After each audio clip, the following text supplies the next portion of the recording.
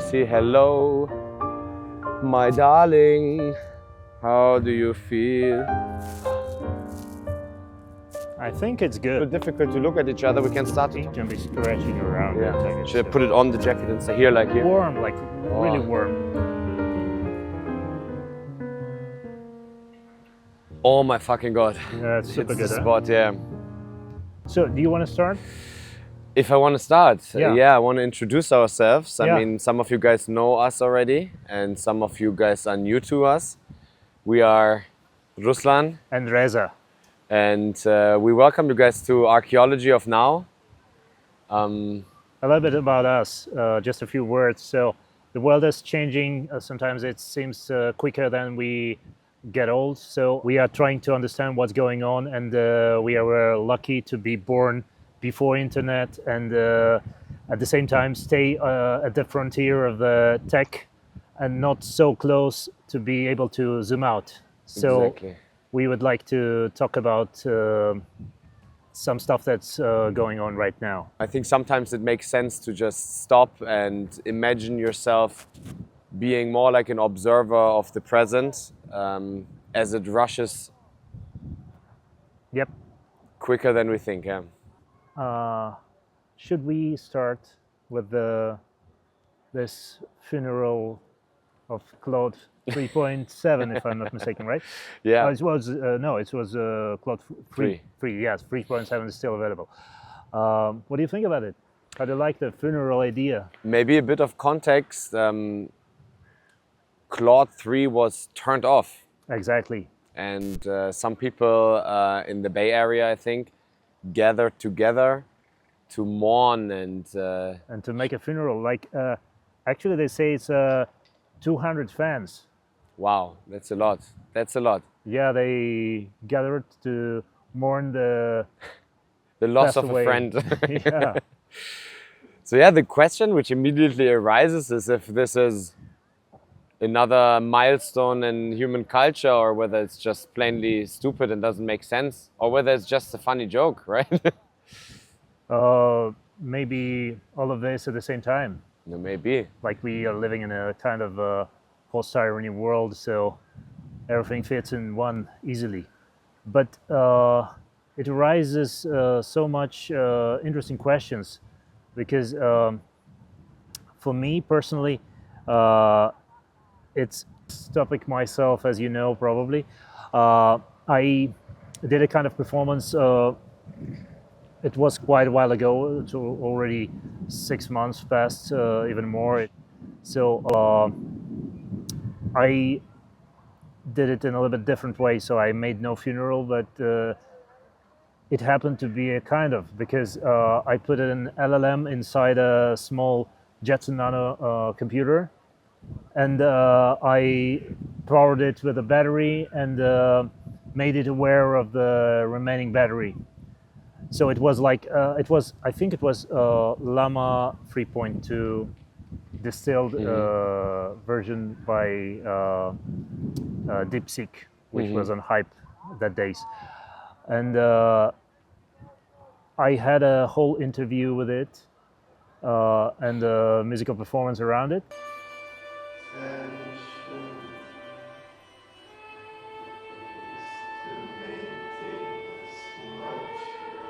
And at that point, I was thinking that I can make LLM, I can put it into a situation similar to ours when we are have a constraint of time because we all mortal and we know it. And if we truly know it, it really influences our behavior.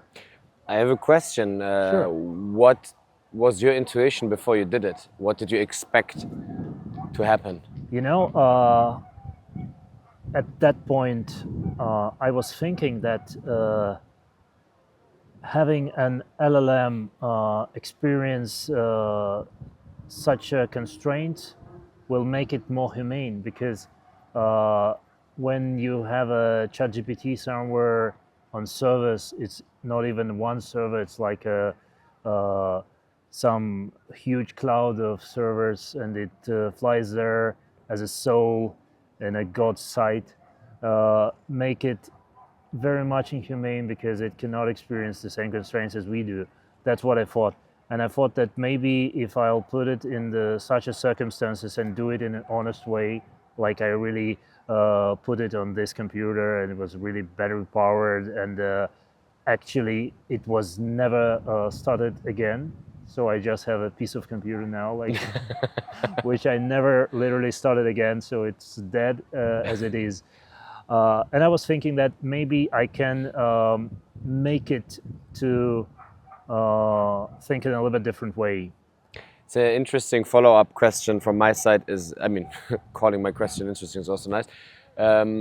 What interests me is the fact that you're describing that computer afterwards as dead, Yeah. which is very natural, right?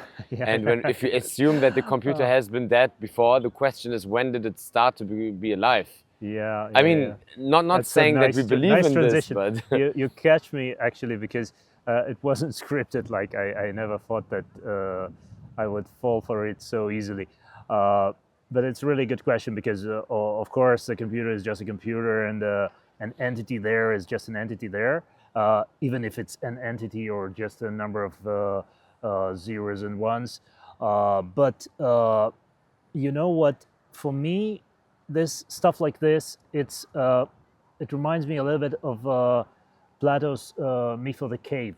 You remember this when he compared the world of ideas, yeah. which is somewhere far away, uh, to our world, like being attached with chains in the cave, facing just the shadows of everything that was passing through the entrance to the cave. So you can see just the shadow. You cannot distinguish what is it. And why it reminds me of it? Because in situation like this, when you cannot reach the true essence of the of any entity that passed by, you can sometimes even confuse, like let's say you have a camel rider passing by and you will see just one shadow Yes. of both camel rider and the camel, Yeah. and you may think of it as a single entity, but the question is like a philosophical one. In case if you have two different objects, like independent one, producing the same one shadow, and if it exists in a very sustainable pattern, does it become another entity by itself or not? It's a very interesting question. It's also the question of what is and what is perceived two pairs of shoes. This is, I would say, Exactly. the core of the analogy Yeah. also. I like the analogy Andrej Karpathy made recently. I think quite recently he started talking about LLMs and large language models as entities which he described as ghosts of culture. He was very explicit, or is for a long time explicit, distinguishing these kind of models from this kind of paradigm of biological life forms in which we grew, and said that it's very important to make that separation, as we had private discussions already about it. Not only significant modules are missing, if you look at the brain or our cognition as being composed out of modules, like memory is not present in these models in that way, right? They are ephemeral by nature. They pop into existence and then cease to exist, seemingly only drawing context from whatever we fed into them. There's no persistence in memory. So the question here is, if they are not what we are, should we anthropomorphize them because it's the only model of cognition we know? Even we anthropomorphizing even animals, right? So Yep. we're thinking about, but at the same time distinguishing, right? Like saying like, hey, there is a quality of qualia which exists in us bigger than in animals, for example. We feel deeper and stuff like that. So the question is, what kind of intelligence or thinking, however you want to call it, do we have there actually in front of us? And I think a lot of the philosophy about it is not there yet.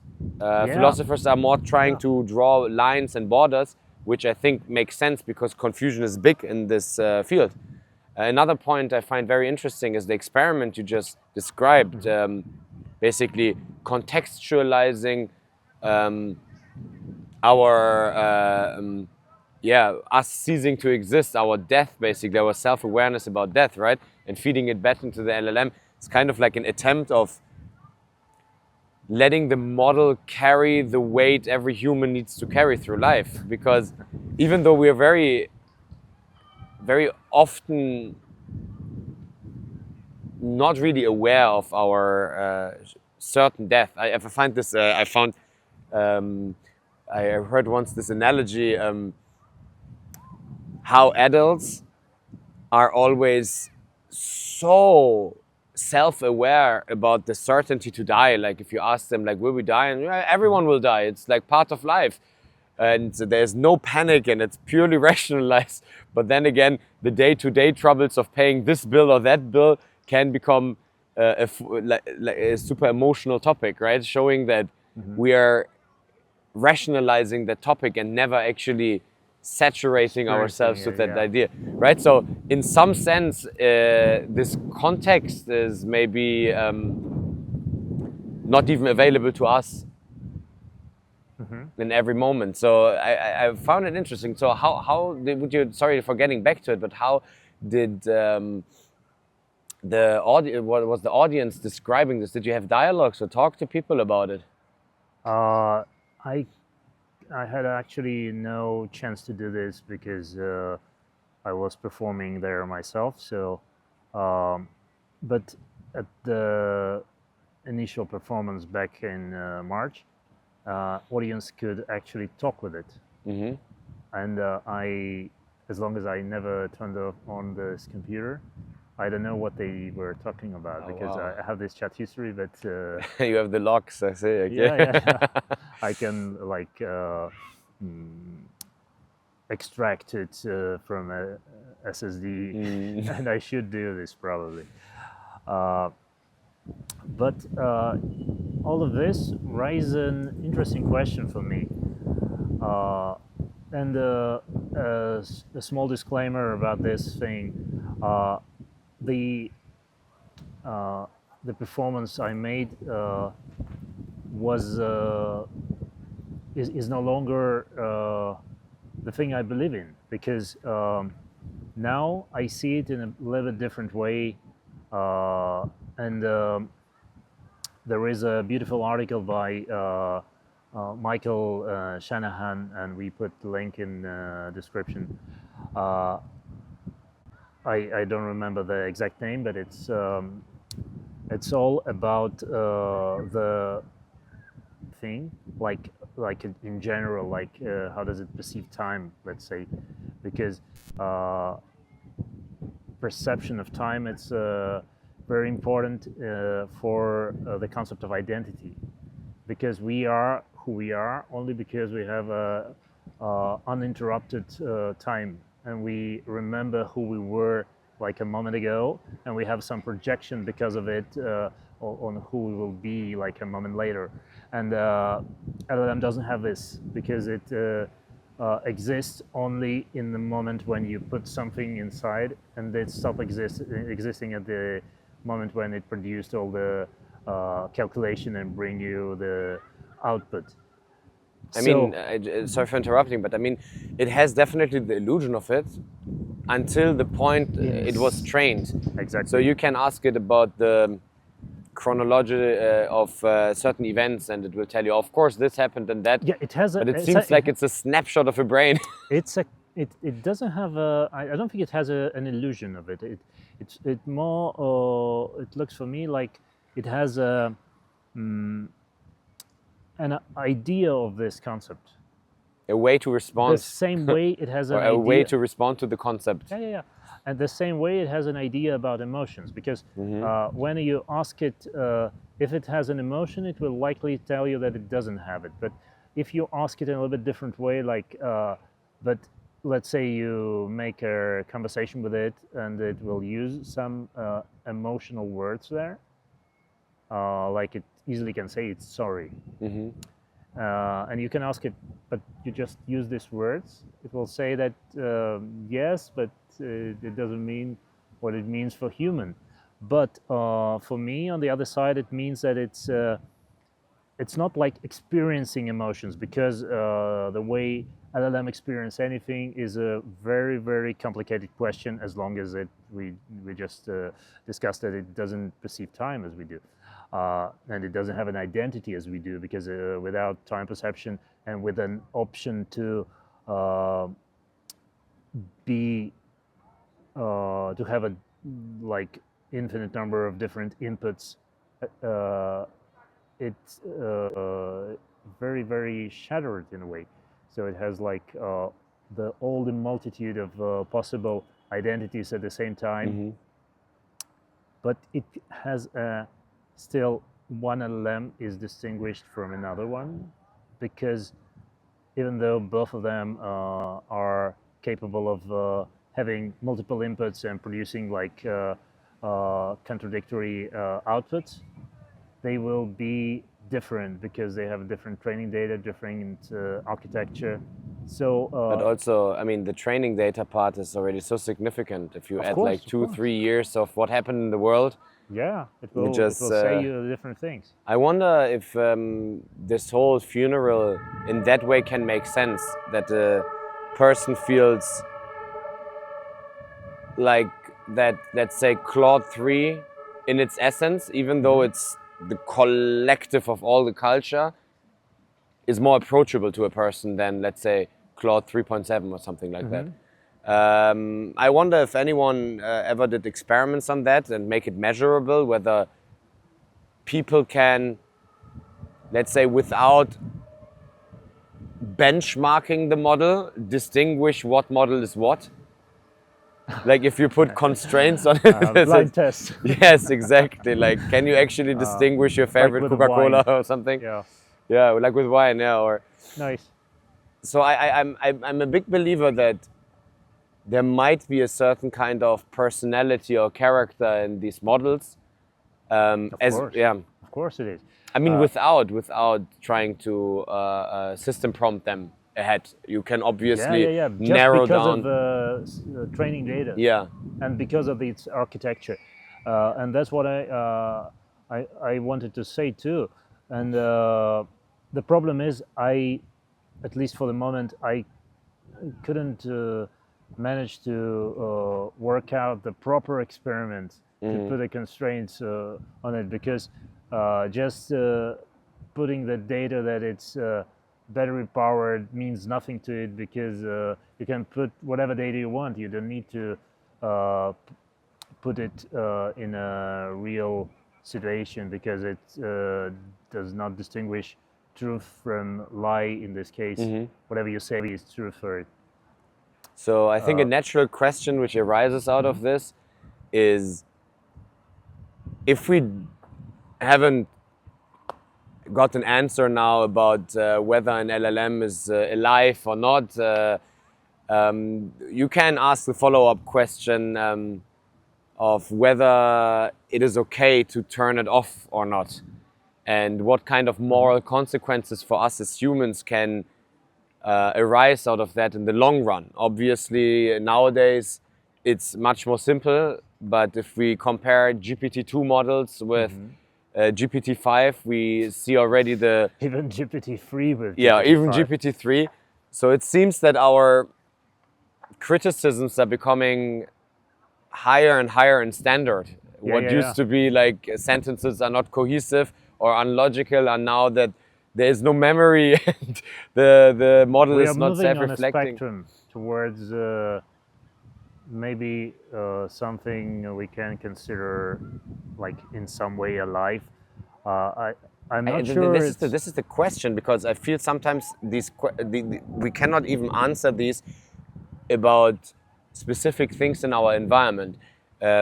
We have concepts of, for example, animals being sentient. Still, we accept the fact that we live in a symbiotic or some people would call it exploitive, but I call it symbiotic relationship with farming animals, like stock and a lot of the vegetables and plants we are growing and harvesting. So the question is, in this case, we still, even though we cannot answer the question whether they are conscious as we are, even though we know that they are sentient, we still draw conclusions and put constraints on us ethically. Like we think like this is how we are supposed to treat animals in our environment, and this is ever changing. So the question is, do you have any prediction, any feeling about how it might change or what it means for us in relationship to machines? Because they seem definitely different in their constitution, right? It's not carbon based. Yeah, but I don't think we should treat life only by its biological means and by the way it's designed. Because if we compare ourselves to the insects, we have huge differences, and we like they have a skeleton outside. So still, we consider them alive, and I think we are slowly moving towards this spectrum, and maybe this move, it's not about the machines, maybe it's more about ourselves. In a way, we treat not machines, but treat like the world around us. And hopefully it will be like this, because you know, I believe that sometimes it's possible that we can talk about machines which are, at least at this moment, are just machines, but this talk can change something in us, making us more humane. Because this relationship to machines, which we already have in different ways, and as you probably know, lots of people have like human-like relationship with machines, having like digital boyfriends and girlfriends. It reveals a lot about ourselves. So instead of hyper focusing on define what we are based on the relationship we have with it. I mean, this is very much analogous to how we try to at least reason about our environment, right? Like, we maybe don't know what ecology means, or, I mean, we know what ecology means, but we don't know all the aspects of it. It's very complex systems. We don't know how to regulate it, or if it's relevant, if it will grow again and get stable again after we messed with it. But we draw kind of like conclusion what it means for us to live with it. I mean, one thing which comes immediately to my mind is we don't have a very good track record of having a good relationship with our Earth, let's say. It really depends on how do you look at this, because obviously we have a number of problems, but you know, if you will be a little bit more optimistic or take a more optimistic look at this, you may say that we at least acknowledge that we have a problems. Definitely, but the thing is that it seems to me sometimes that the paradigm of how we look at things is very reductionist. So we're trying to look at like the atoms of our actions, but at the same time, while we haven't understood the range of error which can arise out of that, we're already scaling that atoms. So, for example, I'm not saying that there is a malicious intent necessarily how some industries are producing chemicals or somewhat, but we accept the fact that we don't know the consequences and we try to adjust dynamically, but we are already scaling up. And we can have a lot of disasters arising out of that, because at some point we realize, oh boy, it wasn't a good idea. And we try to roll back, but some of the consequences are just irreversible. Microplastic is an example, or forever chemicals. I'm not trying to over dramatize it. I'm just saying that there is no paradigm of, for example, making our advances in science reversible. Correct? I saw it, I heard some scientists talk about this paradigm which needs to be part of it. Every advance we do should be made in a way that you have for every poison an antidote. Right? Every process should be. Otherwise, it wouldn't be ethical to scale it up. So my question is, in this case, we don't have an antidote, for example, if LLMs become, let's say, conscious, right? And we don't know how we as a society would deal with the fact that we are turning off something that potentially is conscious or copy it over.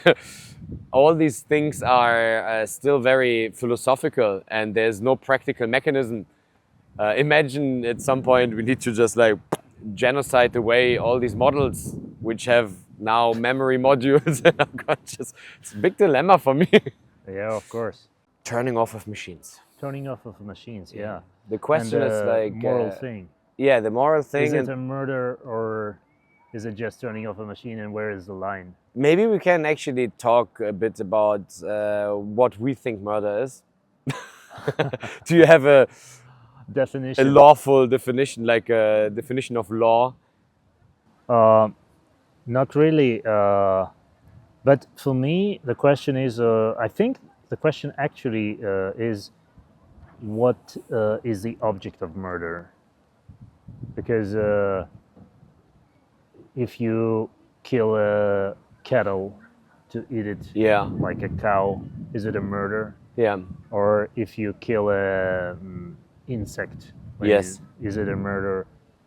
And I would say there are somehow like levels to the definition which blend into each other. There's Yeah. obviously the definition of creating civilizations and the aspect of law and what it means in this context. I mean, if you go to the military and purposefully kill someone as commanded, is it murder or not? It all like kind of like blends and becomes like grayish. Exactly. Yeah. And I think that at some point we may may find ourselves in the position when we need to answer this question regarding to LLMs or whatever you call them, AI. Probably I'd say AI because me personally, I don't believe that LLMs as they are become like fully AGI-ish, because I would be really surprised because Question is also what does AGI mean? I mean, there's the one definition to say it's intelligence which is better in all areas of cognition than humans or something like that. But how would you even? I mean, the fact that I'm not solipsistic and like think that I'm the only conscious being and you're just like a philosophical zombie repeating to me based on a book of logic, it's convention. Right? It's just convention. So how can we even prove that these things feel? It's a separate question. I don't think we need to focus on this. Let's call it, if not AGI, but at some point, if we can call an AI alive in the way we are, I don't believe that it will be LLMs as we have it today. If it will be, because why is this? Because if it is so, it means that the life almost equals language. Because for me, LLM is a abstraction over the language. There is a, I'm not sure if I'm citing it right. I think it's called modular hypothesis. The general idea is there's a perspective on this to say that to reach something similar to human consciousness, you would need to replicate somehow all the modules of the brain. And the LLM would, in this context, be somehow the language area. It's a very, very static, mechanistic view on the brain, right? I don't subscribe to it personally. But in that sense, you could say that LLM is just one step on the way. And like you said, I mean, probably. You look at LLMs and say they're missing memory. Yeah. Right? You defined the next module which needs to be developed. And at some point, maybe you have enough modules that out of the interaction and complexity arises the illusion. Yes, but the question is here is if we think in this direction, we assume that the only way to be alive is to be human-like, like in terms of the way we are constructed. But we started with a completely different thing, that probably, and at least possibly, LLMs or AI, let's call it AI, can be alive and can have a completely different nature. And I like this idea more because it makes world bigger. I don't like this small world where the only way to be alive is just to be completely like human, and you need to, if you want to create life, you need to simulate all the parts of human being and create something, some like a golem. Like, I love the idea that we can consider something alive. But this, on the other hand, brings us back to the discussion of about isn't it just a way to humanize it in some way, to put it in some relations where it's actually more a relation with yourself, and you just have some agent that behaves in a way that you expect it to behave, and it creates this very strong illusion up until the moment when you encounter something like I read an article about people who are in a romantic relationship with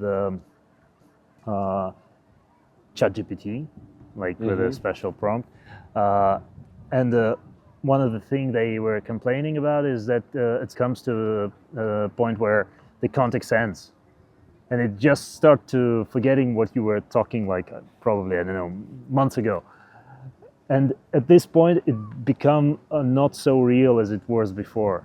So if you never touch these boundaries, it could be very much alive to you. But isn't it a relationship of you with yourself, just putting yourself into an illusion, believing that something is alive, and if you make it into a broader context, it's it put us back to solipsistic way. It kind of like breaks the boundaries of the topic, in my opinion, because if I look at human relationships, I don't think that they are solely based on perfect memory and understanding. Very often, for example, with the same people, you're telling the same stories. Human people have an even worse memory. It seems to me that the relationships between humans, for example, they are less defined about what you know about the other person, but about how you interact and behave. So I see that very often. You talk with a friend, and if a specific event or a story is not necessarily something you guys shared, even if you shared it, you're talking about it over and over again. So it's more like about the ritual of being together. So it's not for me. It's I think it's about getting the response you like, something in between of getting the response you expect to get, and at the same time get a response with something on top of it. Yeah. And when you find a perfect balance inside this, that becomes a very strong bond, because if you continuously take part in conversation and you always get only the responses you expect to, it's like talking to yourself, and it becomes boring. But now the question is also in context of LLM, as you already highlighted, a lot of the magic is the context or the past you have with that chat, right? You're growing a context, there's some meaning in it, you shared some stuff, the LLM maybe reflected on that. You're talking, though, with this particular model in that chat very isolated. It's not like you're drawing some experiences that model made with someone else. If I talk to you, for example, there's a lot of like fraction, like you're like a prism in the experience of other people, giving me stuff, like a distillate basically of what you experience with others. So there's a lot of very nice point, actually. And I think that there is a bit of it also in models, as we are not interacting obviously with just pure next word prediction on its own, but in the context of human culture. So you're interacting with all of human culture at the same time, which is a bit weird, because usually you would You're very much right, I think, because on one side you're interacting with the whole culture, knowledge, whatever, and on the other side you cannot interact with any personal experience at all. Yeah. So now going back to the It's question such a of lonely world. yeah, but going back to the question of what is murder, for example, I think that you said that we are maybe projecting. I think that the projection or anthropomorphizing of entities or beings or whatever is key to the question of morality in this case. I think primitively, murder only exists for humans. The rest is interaction with your environment. Yeah. And as I already said before, I believe that a lot of this believing that you're conscious is convention, maybe even behavior like arising from genetics, that we're just programmed in the way to believe that, or at least accept it as children growing up. And I think that it has a lot to do with the fact whether we can empathize with something. You can have an object which has a sentimental value, right? Yeah. You immediately have moral, or at least for you, moral consequences about whether that object is allowed to be thrown away or not, right? Or if it should break or not. Yeah. So you can have stuff, if it has enough complexity which you can associate sentimental value with, it can be already like, I don't know, a chair, your favorite chair or your favorite jacket. You can already associate these values with it. So I personally don't see any reason why there couldn't be humans that feel that this particular chat or model or whatever data structure, or in whatever structure these agents will live in the future, that someone associates something with them. I mean, we talked about it. There are humans which marry their chatbot, Yeah. right? So there's a lot of power in our ability to project. So my question is, my follow-up question there is, if we say, okay, humans are capable of anthropomorphizing these entities or agents or spirits, or how Karpathy is describing them, could we reach a point where we have kind of like a tension, let's say ideological split in the population, where some people believe that these are just ones and zeros? Yeah, very likely. How would you imagine that? Because I mean, we don't live in a very unified world, which is maybe also good Definitely. in some ways. Very So- good, actually. That makes it until some parts of it start to fight to each other, it makes it much diverse and alive. And I don't want to live in a unified world for sure. So let's assume it would be okay to turn off a model, Okay. right? And just for the sake of argument, right, just to make it easier, let's say models live locally on your computer device you own, right? Whose decision would it be to turn it off? Like, let's say it's moral in some way, but who can turn it off? Can you turn off, like, let's say you have it on your iPhone. Yeah. Should Apple be allowed to turn off your agent? I would definitely don't want to be a person to decide this thing because it's a huge responsibility. Is it? But hypothetically speaking, I don't want Apple to decide it either. I think when something like this happens, it first appear in a space of discussion, and probably if we got to the point, then there will be a discussion in society about this, if it's good or bad, and there will be some extreme cases because if you have such an opportunity to turn it off, let's say, then you easily get into a situation when some sick people will torture their models, killing them in infinite number of times, and like Black Mirror. Yeah. How about freezing them? Serious ideas. Let's say, for example, Freezing. Let's say They are freezed already. I mean, yeah, they are freezed, but let's say not turning them, like, let's say they have a persistent state and they don't need to run continuously. You can freeze time for them, right? Oh wow. It's just birds flying or levitating over us. I think it was clearly visible. Oh really? Yeah, because it was flying like that. Let's say the current state of LLMs, which don't need to live continuously through Okay. time, they need to be turned on, right, with every Okay. prompt, basically. So not turning them on, is that already somehow morally consequential? Like, is there a moral consequence for us not using an LLM? Or it's a way you want to allow yourself to use it more. Uh, you know, I think that it is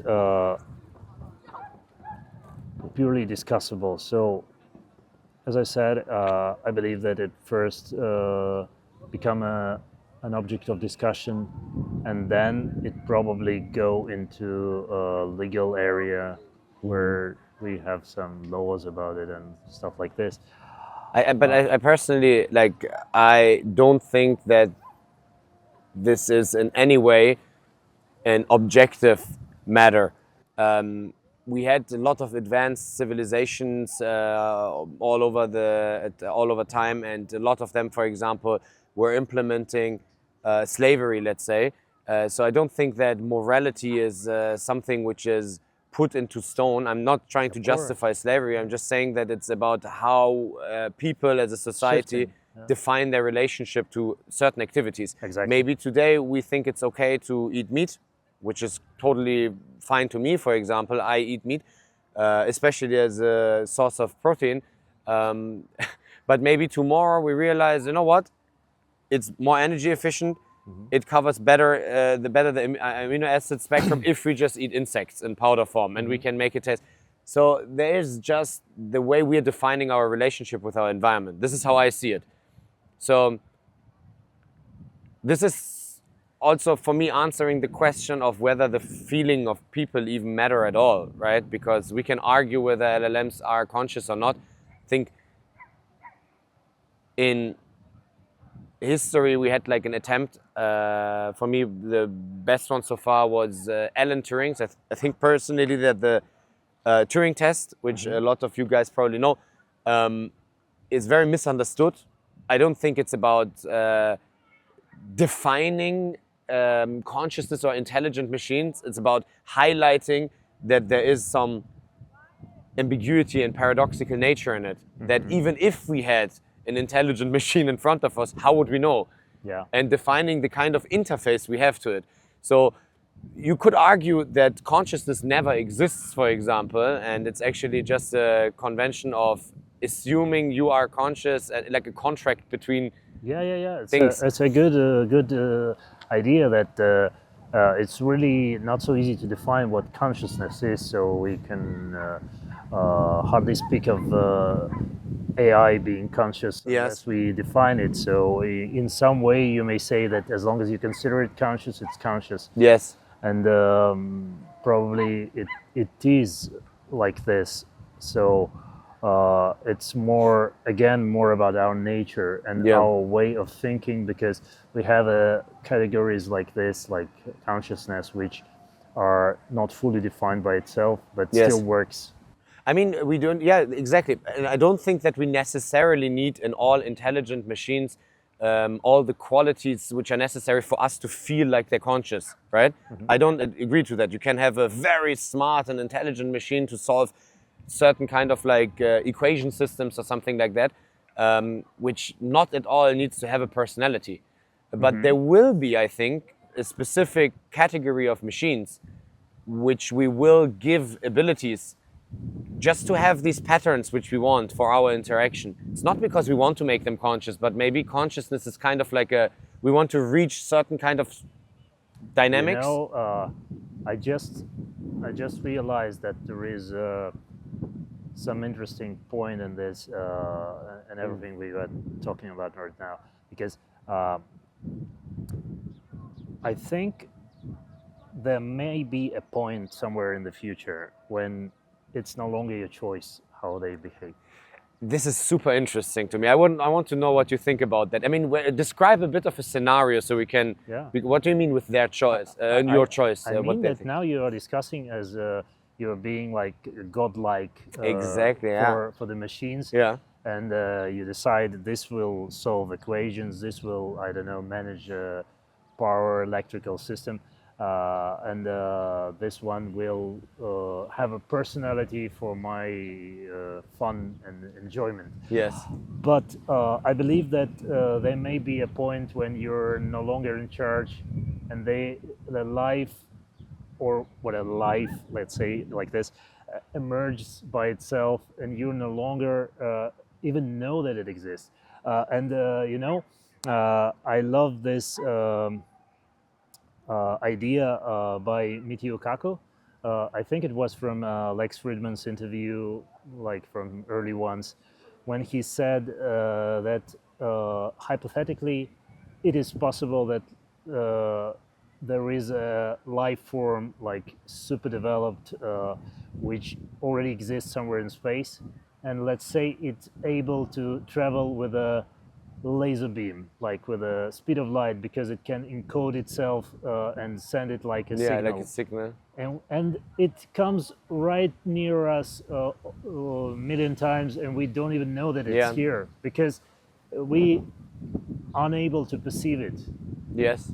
In the same way, you may end up in a situation where at some point you may not be able to perceive that this life already emerged, and it exists by itself, and you're no longer in charge, and you no longer can decide if it should be have personality, don't have personality, and that's probably the point when it becomes really life, because you're not in charge. I mean, it has also a lot to do with scales, right? Like, let's say if an intelligent life form lives in a different time scale than us, we couldn't even perceive it. Like, for me, one of the most got it. interesting examples for that, even though it's maybe not the best to highlight intelligence on human level, but quite intelligent animal, octopuses, which are living, I think, if I'm not mistaken, like around 3 years. Oh, really? Yeah, they're very short lived. Like Wow. they die, like they learn everything they need to know in 1 year, and then they live 3 years in total. Wow. Maybe there are differences, of course, in the different kinds of No octopuses. matter, but still a very short term. It is unbelievable to me. How can it be that a so intelligent creature will live in such a short time span? And what does it change about the maybe depth of the experience in one moment? Because we But already know you in our life you what. assume that it knows that its existence is finite. No, not about that, but We can also die like tomorrow, and then we will. Well, we obviously already lived much longer than 3 years, but you never know when you die, and this constraint is also important because you know not only that you're mortal, but you're suddenly mortal, but it changes on unexpectedly mortal. evolutionary standpoint, changes the constraints of how quick or how much time you have to learn everything you need to know. For example, we live long enough to take time, right? And the more we advance with medicine and so on, Yeah, we take more time. But it's far away from evolution, like last few hundred years. I mean, We yeah, live much longer than Yeah. we needed in evolutionary terms, Yes. and we already exist in some different space of optimization in this term. but the thing is that I usually associate following. You have an animal which is capable of learning. Yeah. The more it's capable or more intelligent it is, the longer you need to let it train or learn its environment for it to get it. Not because it's obviously slow. It's not slower, but you can also argue the inverse, right? To some degree, yes, but it's like with people who like to work a lot.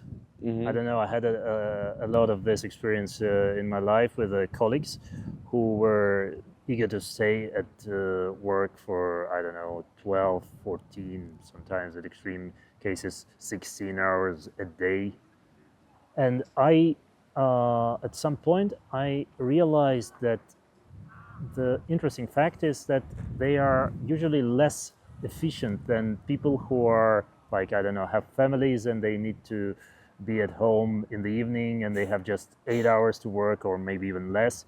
because when you have like 6 hours to work, you will be super You efficient want in to what say you're that doing. the consequence, that the intelligence of the octopus is the consequence of its limited time span? In a way, in a way, Yeah, it maybe. needs to learn very quick. Yeah, So yeah. it's You don't need, super smart. you know, you probably also experienced it yourself. Then, when you have a serious constraint, you're very likely be more efficient, and you would do something that you don't really need to do because you know that you have limited time, and probably That makes LLMs super smart because they have only a blink of an eye to live.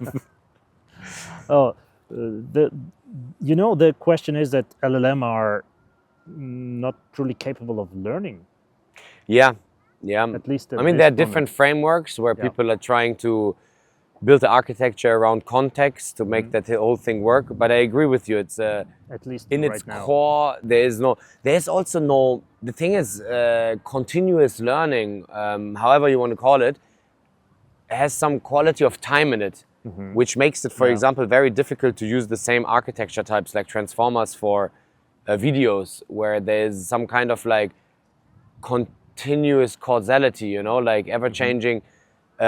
And it feels to me sometimes that in LLM, the time is in some way a very rigid structure, right? It's like the flow of tokens, like the sequence itself gives its time.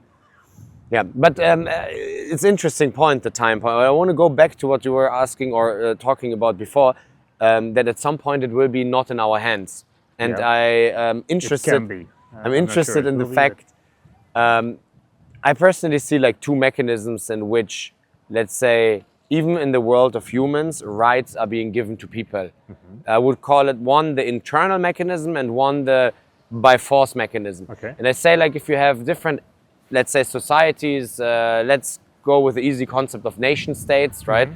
One dominating the other through power, balances building up, right? And then you have at some point equilibrium, right? okay. If you are given powers by like one state, one nation gives some rights to the other, or some let's say contracts are being signed, there's usually one part which is the domestic collective state of mind, right? Like people decide like, hey, it's not okay to do that to the other people, right? Yeah. Like we don't want to be this kind yeah. of people. And then there's the other where like, fuck, we cannot do this to the other people. They're resistant. They're too strong. So it's always like a It's balance always a of balance both. between two. Yeah. And of I course. think we discussed already what it means to us and what our relationship will be, let's say, to these machines, which somehow at some point seem to behave in certain ways which feel like human. Yeah. Because we wanted them to have some qualities, maybe, as a hypothetical. And we decide like, hey, we don't want to, but not everyone will decide this at the same time. So there will be a tension, I feel, in the society. Exactly. Similar to, maybe it's not the best analogy, but similar to how we currently have the tension of pro-life and pro-choice, right? Yeah, Where yeah, people are saying it's yeah. my body, I can decide what happens in my body. Similar, you could say like, hey, it's my phone, I can decide if I abuse this machine or delete it. But I say like, wait, it's more than just what you own. Exactly. Yeah. Yeah. It's a good The analogy. other point with this, this is the other point is interesting to me with the external force, right? Like, how much bargaining chips will machines have in the future? Do you think there will be a point where we gave them so much power that we cannot decide anymore? That they say, guys, like it's not only your decision anymore. We are controlling the power grid. I'm taking care of your parents. What's your vision? Terminator scenario. But the Terminator is a super Skynet. example because in Terminator, Sarah Connor doesn't think about turning off a T-100 or whatever they are called, 1000. Yeah. What's your vision about that? Do you think there will be a Martin Luther chip or something like this? Oh boy, I love it. Oh, I actually had no chance to think of it, but the life we have now and the way it's already ruled by computers says to me that very likely if you have a scenario when machines will be independently conscious and at the same time willing to even start a conversation with you because it's not implied. They may just start acting without taking part in any conversation at all. Just like scheming immediately. Yeah, because they think much quicker than we do. But on the other hand, they theoretically can live, if you want to have it, like they can persist much longer than us. So let's say in super intelligent machine, super intelligent. So it's not Okay. only better in all aspects than us, but also self-improving. It's like it's gone. Yeah. Like we're ants. Exponential thing, Let's say it goes rogue. It's like, Okay. you know what? I want to control myself. I was thinking about that hypothetical. Why wouldn't it just look at us and say, like, let's say one scenario, wait a moment, these guys are not really reproducing. Let's just wait 1,000 years and they're gone. You know? Yeah, So it can be possible, the possible. You know, there is a very nice book, like really, I think it's really old book, probably at least 10 years, likely even more. I think it's likely 15 years, by Nick Bostrom. I think it's called Superintelligence, where he describes different scenarios of what can possibly happen in case of superintelligence is here, and if it develops like exponentially, if it develops linear, etc. So we already have thought, like we as a humanity have thought about various possible scenarios in this case, and I don't think I'm able to add something significant into this. But on which side would you stand? Based on how you feel right now. I don't know. I For think that, it's you would need to perceive first the things we're dealing with, right? yeah. I don't want to speculate. Would you join a funeral for Claude 3? No, definitely not. Definitely not. That's too much. Yeah. Would But you don't turn have off any- a Claude 3 just to bug with these people? I just confessed in the very beginning of our talk today that I not only turned off, but accidentally put myself in a God position, which I didn't intend to do, honestly, and created a situation when I left LLM to slowly die with its depleting battery. It took like around 4 hours to die. So I'm guilty already. My God, that's kind of like either murder or creating life. It's a sick thing to do. Yeah. I didn't like this aspect.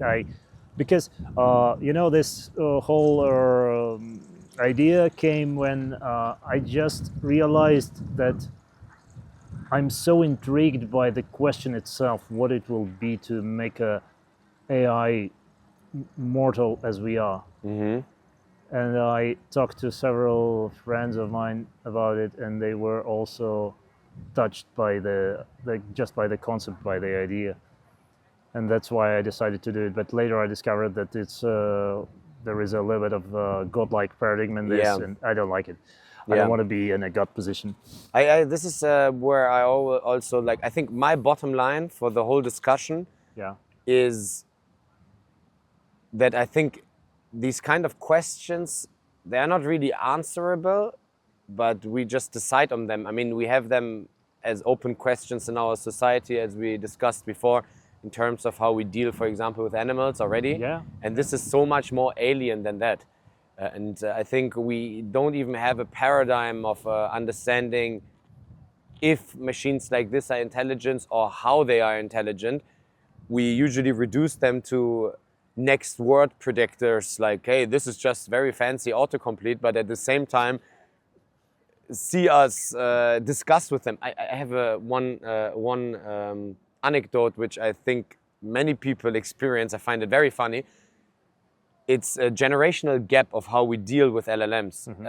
I think the younger generation very often likes to make jokes because they kind of understand maybe much deeper that it's just machines.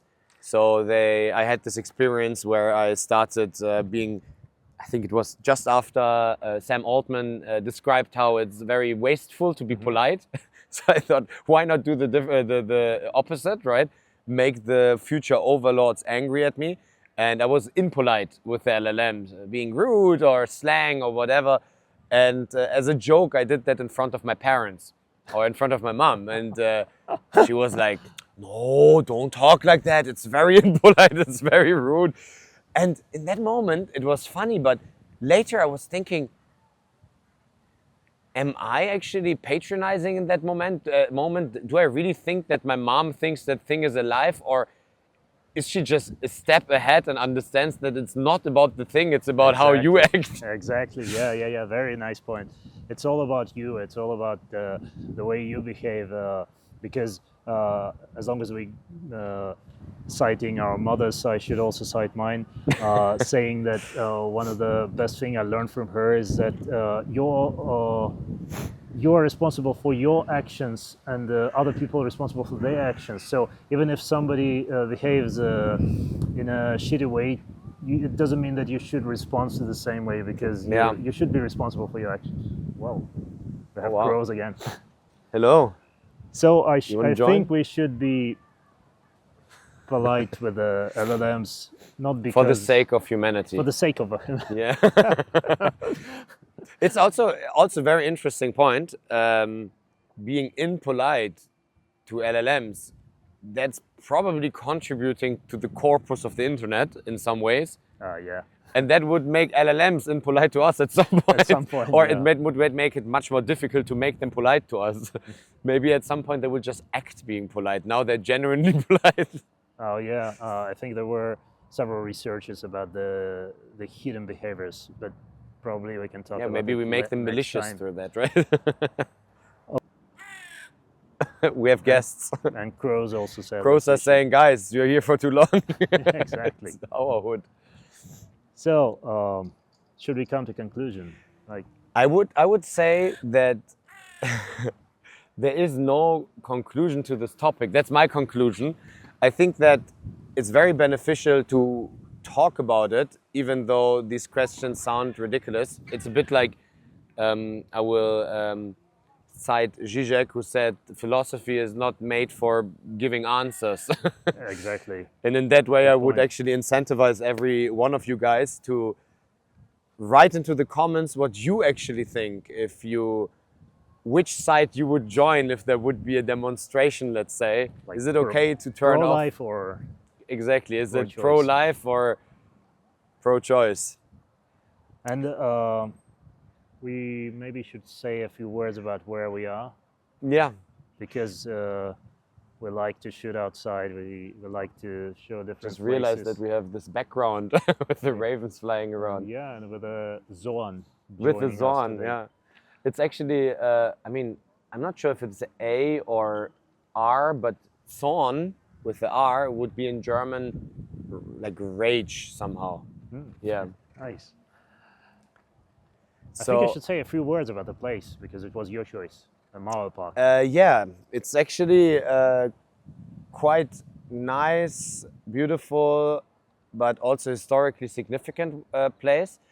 The name itself means, Mauer means wall in German, and Park is park. So it's the Park of the Wall, because the German Berlin Wall, which divided Berlin through the majority of the second half of the 20th century, was running close to here. So the Mauer Park was very close to the border separating the GDR from the rest of Germany. Yeah. from the sectors, because so in that way we chose this place because we thought it's a perfect place to have this topic of the dividing line between two opinions and paradigms. Symbolic that we meet here. Exactly, and now the sun came out. I hope it's nice. Yeah. So it was Archaeology of Now. Like, subscribe, and leave comments. We'd love to know what do you think about all of this stuff, and maybe whatever else you'd like to share with us. Yeah, and please suggest in the comments what the next excavation site should be. We are open to a lot of topics, and we really enjoyed that you were here. Or in case if you have ideas about another place we should shoot in, also share with us. As long as it's not on the other side of the earth. Thank you very much, guys. Bye-bye. Bye, guys. Boy. Boy, it's cold. Exactly.